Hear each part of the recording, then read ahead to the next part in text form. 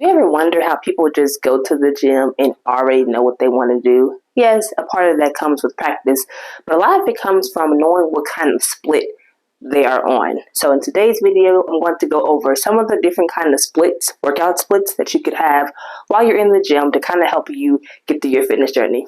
So let's get into it.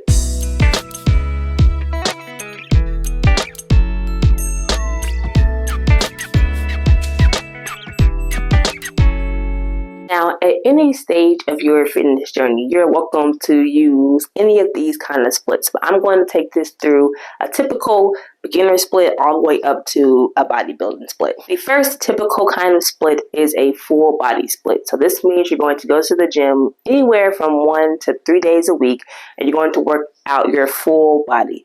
So the benefits of this is you do get to hit every muscle group, so you don't have to worry about any imbalances, but because you're spending your time going over a wide variety of muscle groups, you aren't targeting too many muscle groups very hard. So this allows your body to recover faster. You're not going to be as sore because maybe you're only going to do 2 exercises per legs, 2 exercises per chest. You won't really have time to do too many exercises in that one session. And you also can kind of combine muscle groups together. So maybe you could do a squat with a shoulder press. So you're working your shoulders and your quads at the same time without just doing a quad exercise or without just doing a shoulder exercise. So this is a great way to save time. This is a great way to limit how sore you're going to be. And this is a good way to get an effective workout in when you are just started out. You don't have too many exercises to work with. You can kind of stick with the ones that you kind of already know. You can do some machines. So this is a great beginner split. And you can do this in a 30-minute session. You can do this in a 45-minute session. You can even do this in an hour session. So full body, that's our first one. Once you graduate from a full body workout, most people then move into the upper lower split. So let's say you're working out twice a week. Instead of doing 2 full body workouts, you would do, let's say, Monday upper body, and then let's say Wednesday lower body. This way, you'll be able to target more of just your upper body workouts in one session, and then you're able to focus on just your lower body in another section, while still having a day in between and days later to recover so that you aren't too sore.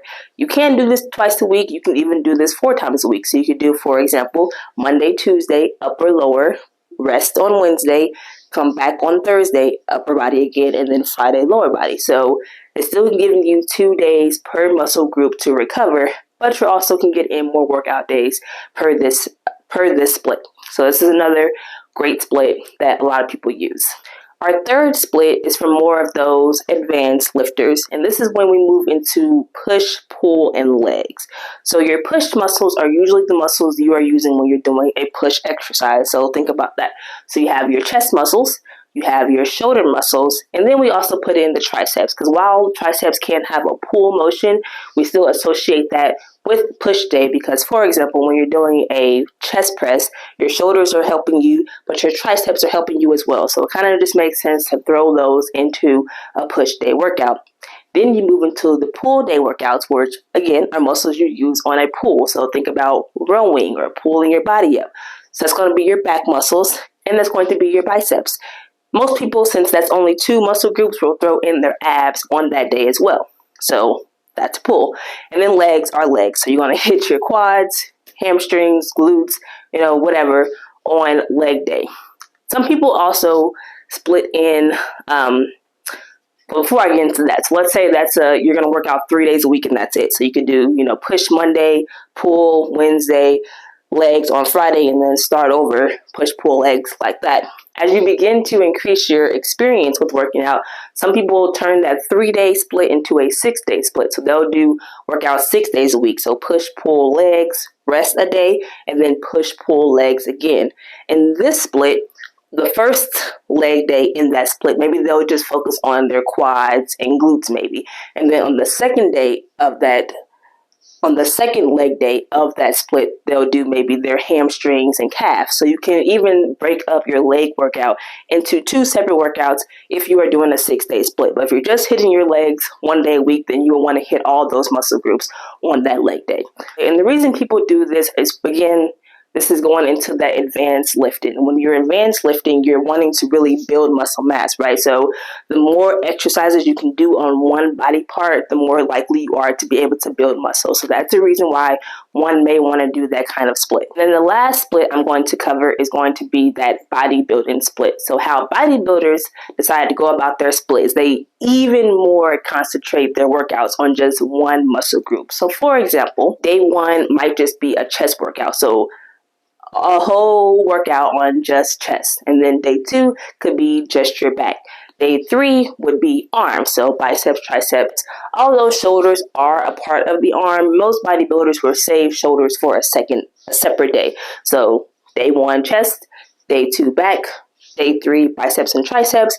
Day four, shoulders. And then day five of legs. Then they can also throw in an extra day for core, or they can go back on the muscle groups that they really want to target and make that a separate workout. But you see what I mean here. So this is a really, really concentrated workout. So when you think about it, just because we're working out less muscle groups doesn't mean that we're spending less time. So with all of these splits, let's say your workout is an hour and a half. So no matter what muscle group you're working, you're still going to spend an hour and a half. So what that means is that you're able to spend more time and do more exercises per muscle group to help with that hypertrophy or increasing your muscle mass, building that bulk, whatever your goal may be, toning out your muscles and things of that nature.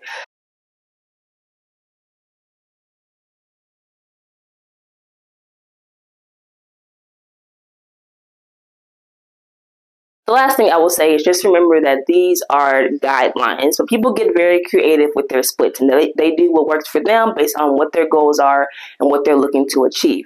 So if you're new to weightlifting and you kind of want to just start somewhere, I would say pick from those four, which one sounds the best for you and where you are at your stage in your fitness journey. Start there and then adjust as you go along.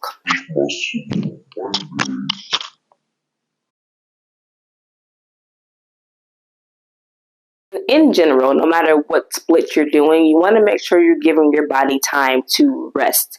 That means a day of no strength training, no weightlifting. So for example, if you're doing a full body workout, maybe instead of doing full body on Monday, full body on Tuesday, you can do full body on Monday, give your body a day or 2 day rest, and then hit your full body again. On that push-pull leg split that I mentioned, for example, if you do push muscles, so just those chest, shoulders, and triceps on Monday, and then you do pull on Tuesday, legs on Wednesday, when Thursday comes around, if you wanted to work out again and hit those push muscles, by then you already had Wednesday to recover those muscles, and you already had Tuesday to recover those muscles. So although you just worked out yesterday, technically you're working out a different muscle group, so you can still be able to fully put in the effort when it comes around to hit those muscle groups again, or when it's time to work out a new muscle group. So technically, when you're thinking about it, if you're using your critical thinking skills, you could work out every single day of the week and just switch it up so you're giving your certain muscle groups time to recover. But I personally think it's a good general rule of thumb to just at least have one day off where you're not doing any kind of weightlifting. So maybe do some stretching, some light walking, some kind of active recovery if you must stay active, just to give your body a break from lifting weights in general. But that's just my tip there on that. And that's all I got for this video. Try my best to keep it very short for this week. Thank you for watching it. Go ahead and leave in the comments what split you feel will work best for you, or which one you thought will be the most interesting. I love to hear that feedback. If you did like this video, you know what to do. Go ahead and give me that thumbs up, and I'll catch you in the next one. As always, don't forget to crush it.